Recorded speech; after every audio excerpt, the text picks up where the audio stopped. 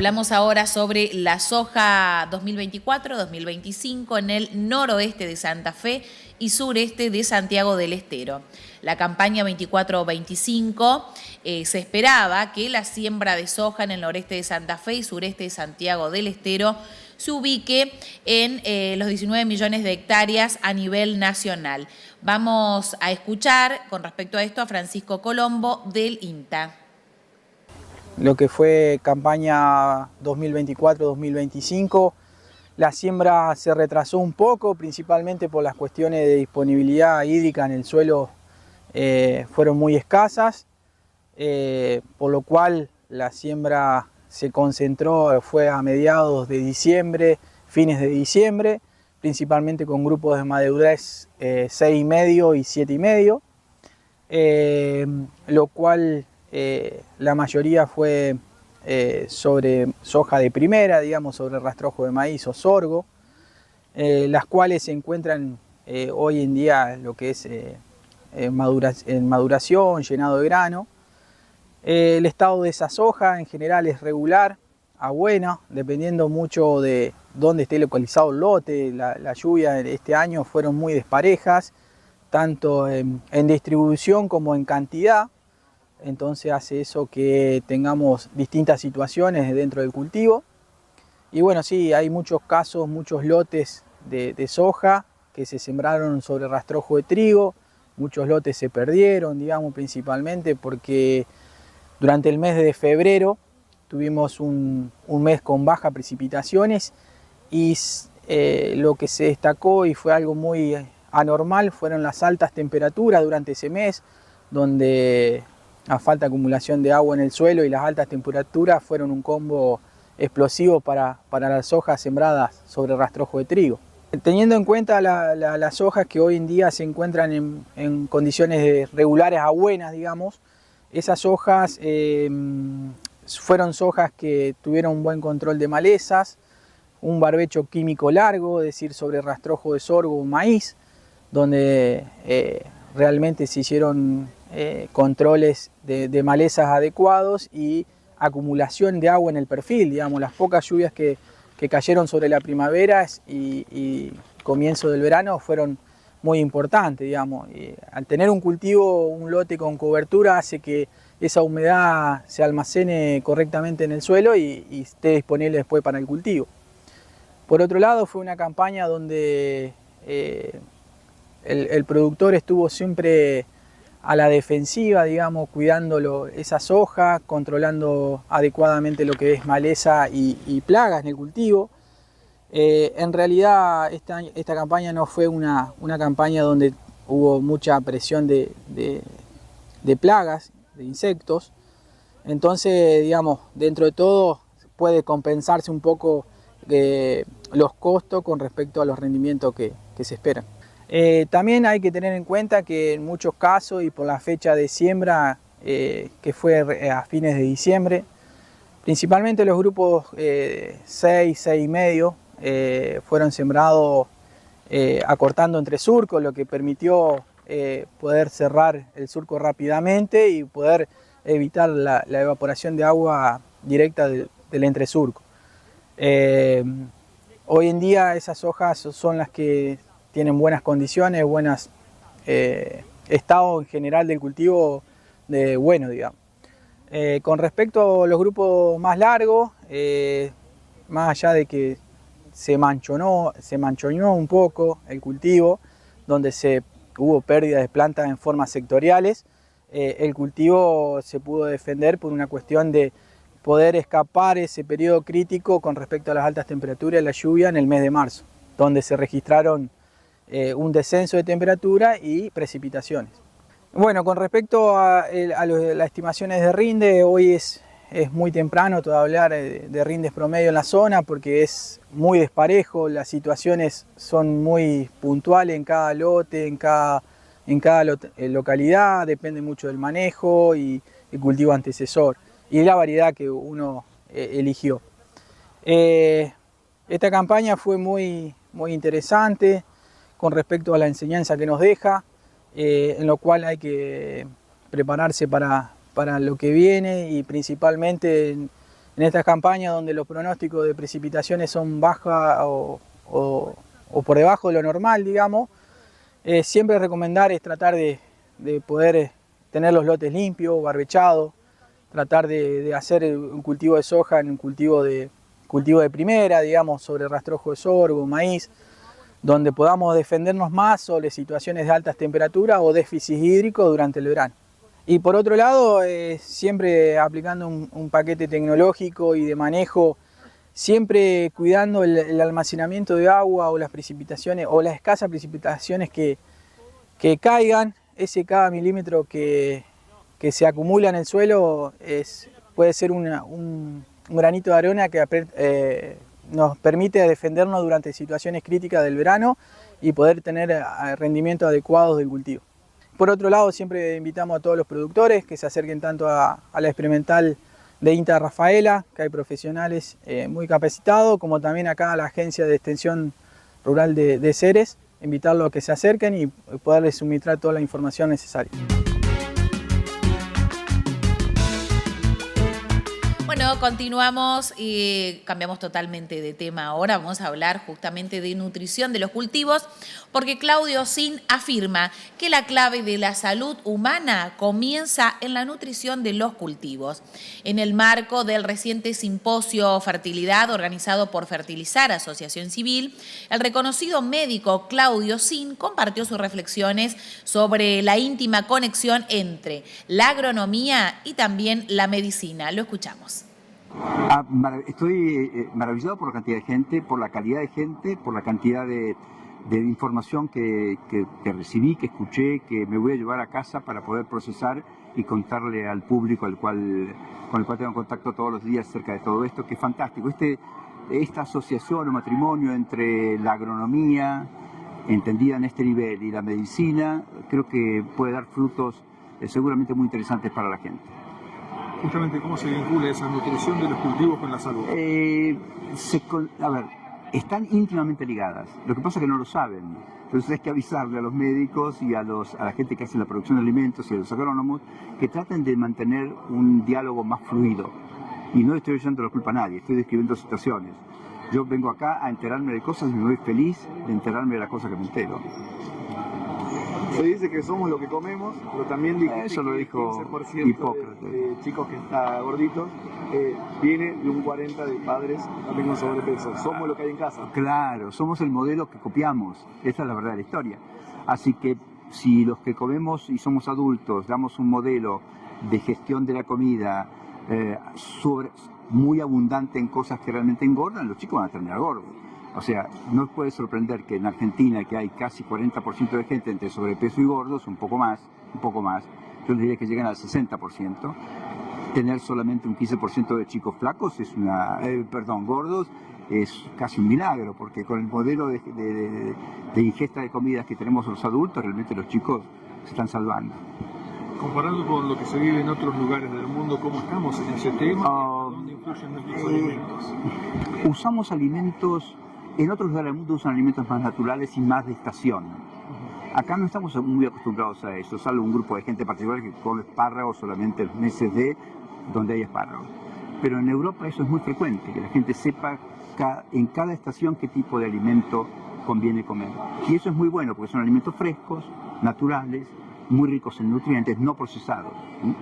Los medios evidentemente también tenemos una responsabilidad. Absolutamente. Bueno, ustedes están hoy cumpliendo con una misión muy importante, que es la de comunicar todo esto, que me parece fascinante que la gente se entere. Muchas gracias. No, la última. Por favor. No retaste en mi simposio porque dijo esto puede ser culpa de ustedes y hay que ver ustedes qué es lo que quieren hacer a futuro.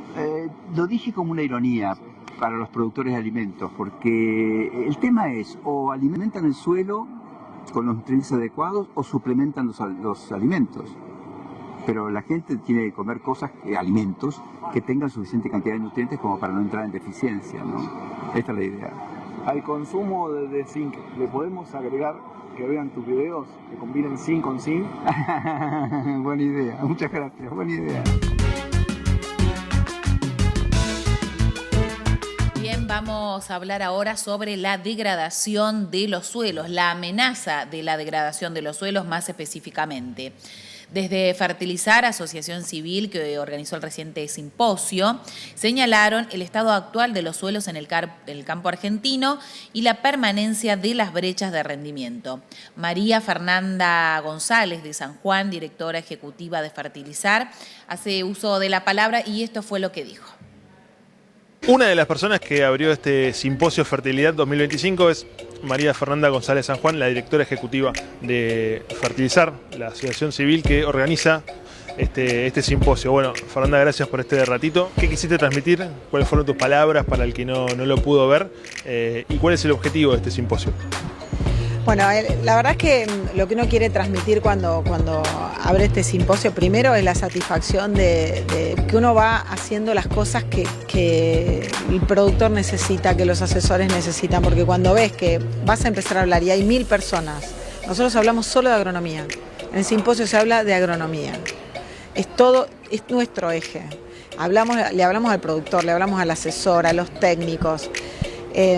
Y cuando vos ves que hay 1000 personas, todas sentadas, intentando escuchar agronomía, decís, bueno, esto es lo que está bien, esto es todo lo que está bien.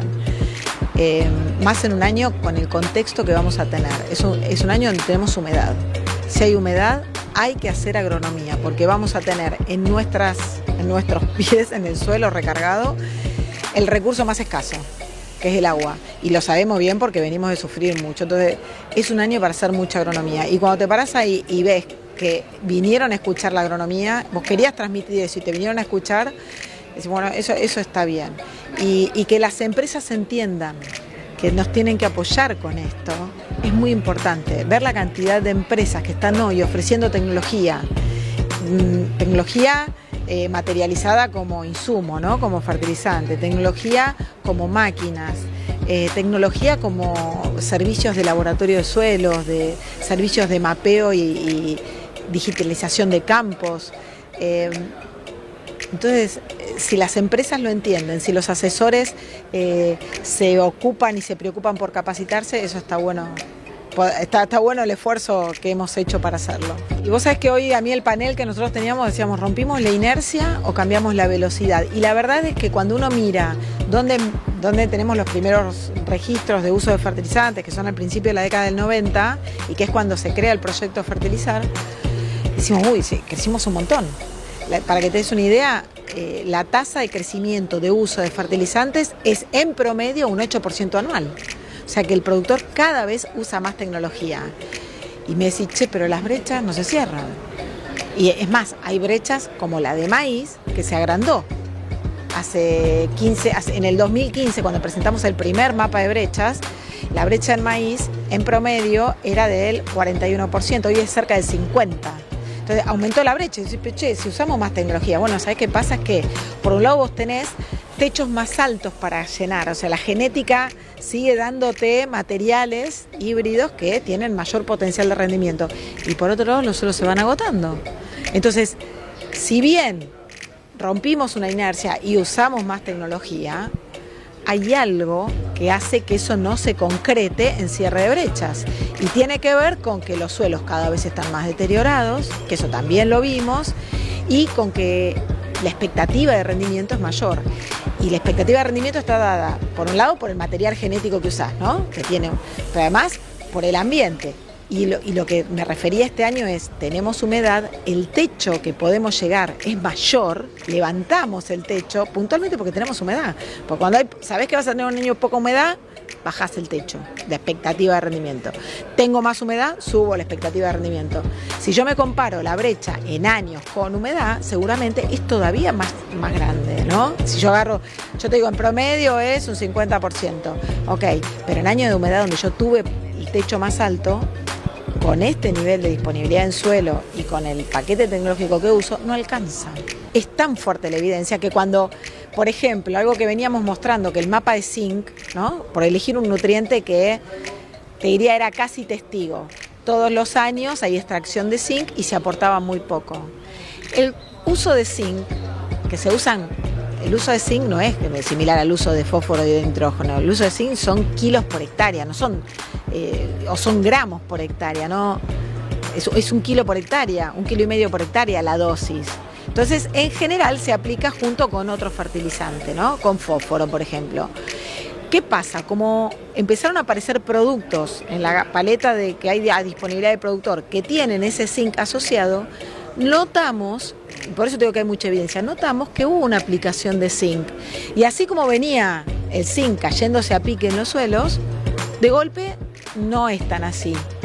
¿Qué pasó? Decimos, bueno, ¿qué pasó? ¿Esperábamos encontrar algo peor? No está tan mal si lo comparamos con el mapa anterior, si lo comparamos con la condición original del suelo, ni hablar. Pero, ¿qué pasó? Algo se aportó de zinc, hubo uso de zinc.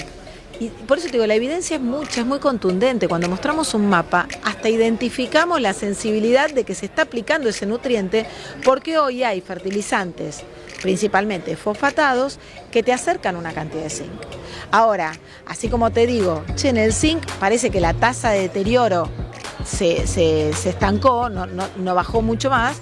Te digo, no, mirá, en potasio sigue cayendo en caída libre, en calcio sigue cayendo en caída libre, las bases, que son fundamentales porque son relevantes en procesos fisiológicos de la planta, y la planta, cuando nosotros hablamos del rendimiento, pero la planta para rendir tiene que haber crecido. Entonces, si tiene un problema fisiológico, la planta no crece, no rinde, es así. Uno sabe que hay cultivos que tienen una tasa de cosecha, un índice de cosecha de nutrientes mayor que otros, por ejemplo, ¿no? El maíz tiene un índice de cosecha alto de zinc, para volver al nutriente que estaba, pero en donde vos empezás a tener cultivos que se cosechan la planta entera, vos tenés ahí extracciones muy altas. Cuando se cosecha la planta entera en cultivos extensivos, sea para silo, o sea un cultivo, en el caso de no ser extensivo, una caña de azúcar, esos cultivos tienen una tasa de extracción enorme. Pero así todo, aunque la tasa de extracción no sea enorme y vos me digas, bueno, se extrae un porcentaje bajo del nutriente con la cosecha, cuando siempre es extracción, es siempre negativo. Año tras año negativo, no rinde. Yo les agradezco un montón que vengan porque esto que te digo, ¿no? Nosotros hacemos la agronomía, pero también hay que comunicarla. Hoy acá somos muchos, somos 1000, pero quedan muchos que no pudieron venir. Entonces es muy importante que ustedes se enamoren de la agronomía también. Yo creo que lo están, porque si no se irían a otro rubro, y se enamoren de la agronomía y nos ayuden con esta difusión. Seguimos hablando de cultivos, en este caso tendencias en fertilización y también nutrición de los cultivos. Fernando García fue el coordinador académico del Simposio Fertilizar. En un encuentro con diversos medios se refirió a los objetivos propuestos por la entidad para la organización del evento. Escuchamos entonces al coordinador académico Fernando García. Lo que queremos hacer siempre en estos simposios es brindarle las herramientas, la información científica, la información tecnológica que hay disponible para que el productor y los asesores vayan enfrentando sucesivamente esas coyunturas. Y hay muchas herramientas, muchas han evolucionado, se han aplicado del 23 al 25, es difícil cuantificarlas, pero en estos 26 años yo les diría que se aplicaron un montón. Por eso decimos que en la pregunta del panel inicial rompimos la inercia o cambiamos la velocidad, rompimos la inercia. Esa sería mi respuesta. La velocidad la cambiamos. Mi opinión es que no lo suficiente, ¿no? Deberíamos acelerar un poquito más. ¿Cuáles serían los principales temas que habría que abordar de manera urgente para mejorar la salud del suelo? Usar más de esa información, interesantes las preguntas, siempre usar más de esa información, y usar no quiere decir saber o conocer la información o tomarla, sino evaluarla en cada lote, en cada ambiente, utilizar un lote de muestra si vos querés, o demostrativo tuyo. Estoy hablando pensando más en un productor, en un asesor, en una zona en particular, y decir, bueno, a ver, voy incorporando esta tecnología que está probada científicamente, que tenemos la evidencia científica que es correcta, ¿sí? Hay muchas cosas que han sucedido a lo largo de 26 años que uno dice, bueno, Piensen que el primer simposio en el 99, el milenio pasado, fue fertilización en soja. En el 99, fertilización en soja no se fertilizaba ni el 5% de los lotes. Pero INTA, las universidades y los grupos de investigación tenían muchísima información que nos decía que manejando bien la nutrición de soja había un margen de rentabilidad por ahí en términos de aquella época de casi $100-150 por hectárea que estaban escondidos y el productor no lo tomaba porque no lo sabíamos. Entonces, bueno, empezamos con eso, evolucionamos en los simposios como fue evolucionando no solo el mercado de fertilizantes, sino también el conocimiento más que nada. Este simposio es para que discutamos el conocimiento científico que hay disponible, que es mucho, es enorme, que lo tenemos que seguir sosteniendo, ¿no? Uno piensa en INTA, en universidades, en CONICET. Ahí hay mucha información en grupos de productores, la PRESID, CREA, que han ido generando, y eso a nosotros nos da siempre la alternativa de decir, bueno, mira, si vos probás esto, si evaluamos, si adaptamos, ¿cuáles son los problemas que tiene cada productor? Necesitamos por ahí, eso sí, enfatizarlo un poco más. El diálogo más entre el productor, el asesor, el investigador, un poco toda esa cadena de actores que hay en todo el negocio. Piensen que cuando hablamos de brechas de rendimiento, Argentina está en términos generales en un 30%, en algún cultivo, en algunas zonas en el 40%. A nivel mundial esas se consideran brechas medias para agriculturas en desarrollo. Obviamente, ¿qué quiero decirles? No somos una agricultura primaria, tampoco estamos en las más desarrolladas, pero estamos en una situación, yo les diría, favorable. Se han ido reduciendo, pero en el tema de nutrición es donde tenemos la mayor oportunidad. Mejorar la nutrición nos va a permitir achicar la brecha mucho más rápido. Continuamos con más y hablamos de la lilia que presentó ejemplares en vidriera genética. La lilia fue una de las cabañas que participó del remate vidriera genética en Esperanza, provincia de Santa Fe. Horacio Barberris comenta algunos detalles a tener en cuenta al momento de elegir un toro o una vaquillona para llevar. Lo escuchamos.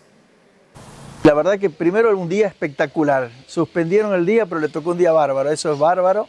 Y segundo, la verdad que es un evento muy importante porque se seleccionan animales de establecimientos muy reconocidos y la gente tiene la oportunidad de venir a ver animales realmente con muy buena genética que no es fácil de conseguir hoy con la demanda como está.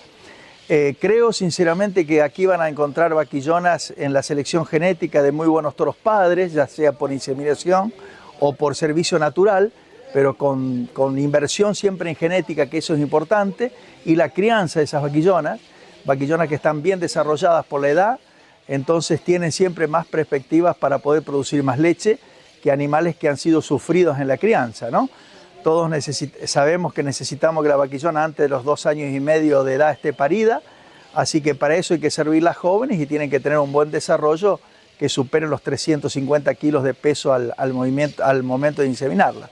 Otra cosa importante es el uso del semen sexado. Seguramente en este remate se va a encontrar mucha hacienda con esa característica que nos da la posibilidad de ampliar las hembras, así que creo que eso es lo que hay que buscar en vaquillonas, ¿no? Bueno, en la Argentina todavía se siguen usando muchos toros de monta natural, entonces deberían ser más reemplazados por la inseminación, pero por problemas de manejo, de infraestructura, el toro se usa, así que bueno, también tratar de tener toros con antecedentes de padres genómicos, de madres con mucha producción, de animales de términos medios en cuanto al tamaño, con facilidad de parto, y que tengan madres y abuelas con alta producción.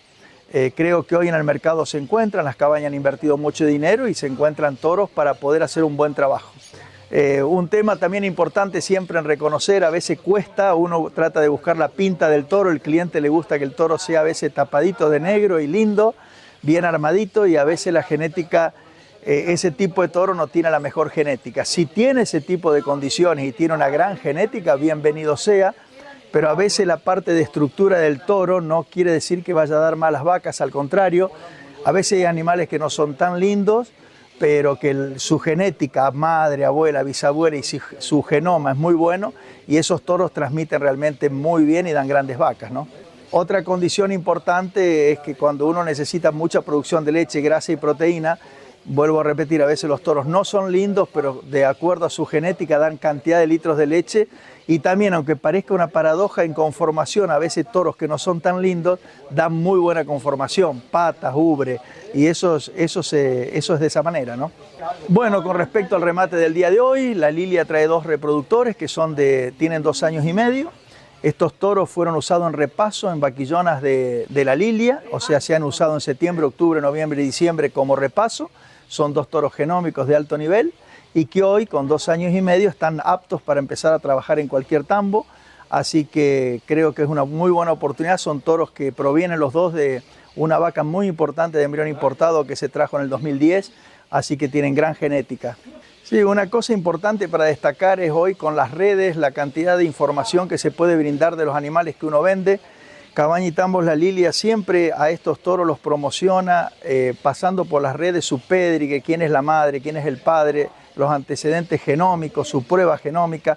Entonces el productor no va ciego a la compra de un animal, lo puede estudiar y puede de esa manera elegir la mejor opción. Yo creo que eso es muy importante porque no es llegar en el momento y en forma apurada a comprar un toro, sino poder seleccionarlo y si es con tiempo mucho mejor.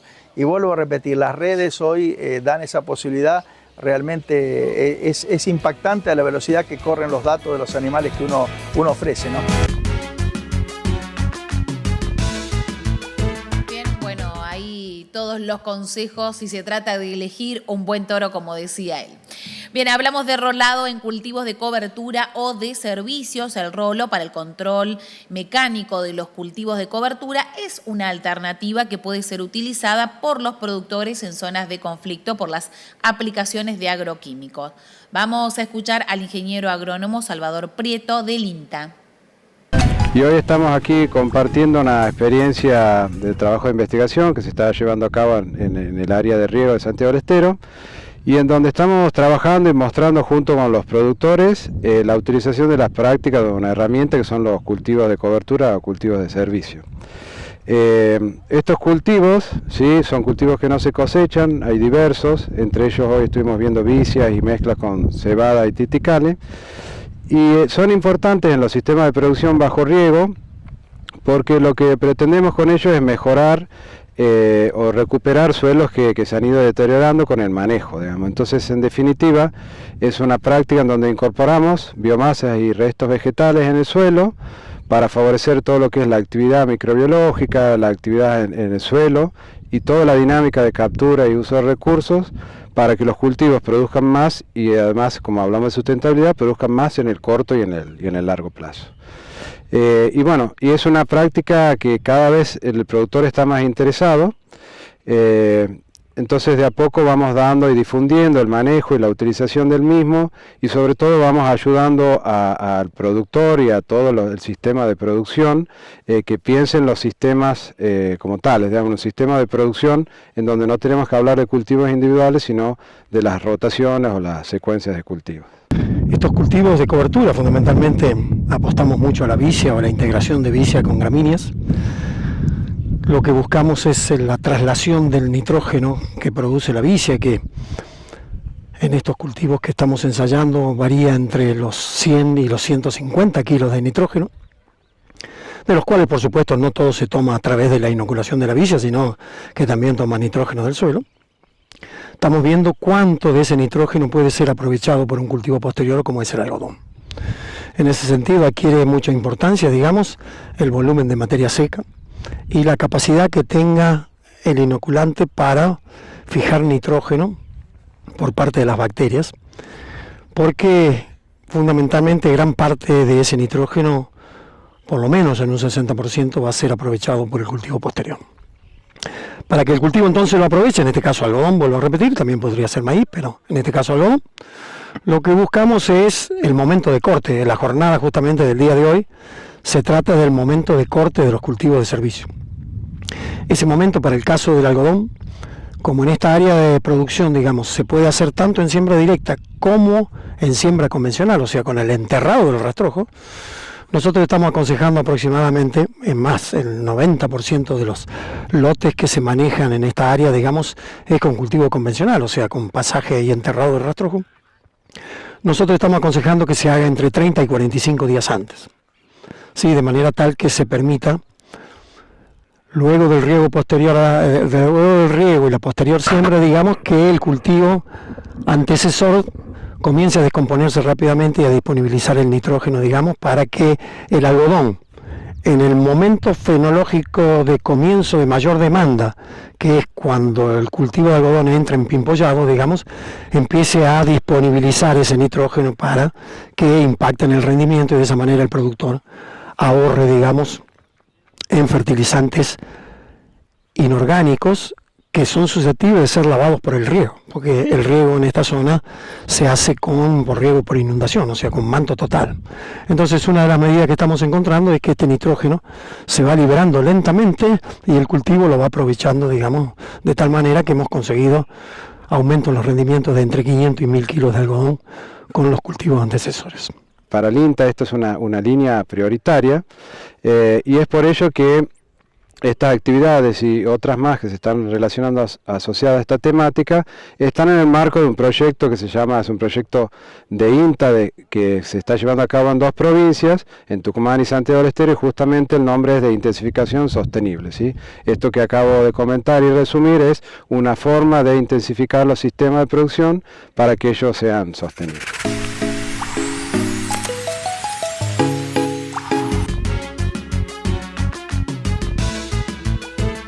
Continuamos y hablamos sobre economía circular, una solución para la falta de forraje. En la quebrada de Humahuaca y en los valles de altura de Jujuy, durante el invierno y la primavera, productores se enfrentan a la falta de forraje para el ganado. El INTA, junto a productores locales, trabajan en la promoción del ensilado como tecnología de conservación del forraje. Vamos a escuchar a David Galeán, del INTA Hornillos, Jujuy. El sistema productivo ganadero de la quebrada de Humahuaca y Valle de Altura se asienta sobre la pastura natural nativa. La oferta forrajera siempre es a partir de las épocas de lluvia, por lo tanto, a partir de fines de otoño y cuando comienza las lluvias, hay un bache forrajero, donde la pastura natural pierde su capacidad nutricional. A partir del 2011, el INTA y otras instituciones introducen la tecnología del silo para superar el bache forrajero. A partir del 2018, el INTA realiza estudios de los desechos hortícolas con gran capacidad nutricional para complementar el silo de maíz de planta entera. Los productores que adoptaron la tecnología de silo vieron una oportunidad para mejorar el sistema productivo en la producción de leche. Por lo tanto, hay mayor peso en los cabritos, mayor oferta de leche y mayor producción de queso. La tecnología de ensilado es una forma de conservar forraje verde. El mismo tiene unos pasos importantes a llevar adelante que son el picado del material, el apisonado del material y el cerrado hermético del mismo. Una vez que estos 3 pasos se cumplen, inician 2 procesos bioquímicos. El primer proceso bioquímico que ocurre dentro del silo es en presencia de oxígeno, es llevado adelante por bacterias que tiene por función consumirse el oxígeno. Una vez que este desaparece, inicia el segundo proceso bioquímico que es llevado adelante por bacterias homofermentativas que producto de su metabolismo producen un residuo que es el ácido láctico. Este ácido láctico tiene la función de disminuir rápidamente y bruscamente el pH a valores de alrededor de 4 y este descenso del pH hace que ese material verde picado se transforme en un forraje y se pueda conservar por hasta 3 años de tiempo. Desde hace algún tiempo venimos experimentando en la conformación de silos utilizando residuos de hortalizas, con muy buenos resultados. Las propuestas que tenemos de elaboración de silo tienen que ver con el silo tradicional, elaborado con planta entera de maíz, la elaboración de silos puros, elaborados con hortalizas premarchitadas, la elaboración de silos mezclando planta entera de maíz y hasta un 30% de residuos de hortaliza, y el último, la mezcla de 50 y 50 de chala de maíz seco y algún residuo de hortaliza, tal cual, sin premarchitar. Venimos también trabajando en la forma. Una de ellas es en bolsas de 30 a 50 kilos de peso, en fosa, y después, si no, hacemos sobre la superficie del terreno como si fuera un colchón. La calidad nutricional de los hilos puros de hortaliza son muy variables respecto de la hortaliza que nosotros utilicemos en su confección. La promoción del ensilado como tecnología de conservación de forrajes para superar el bache forrajero en los valles de altura y la quebrada de Humahuaca de Jujuy ha permitido que muchos productores mejoren sus sistemas de producción durante el bache forrajero, aprovechando los partos otoñales de cabras y ovejas para mejorar las ganancias diarias de peso y la producción de leche en valores de hasta un 55%. Estos se trasladan en mejoras económicas para estos pequeños productores.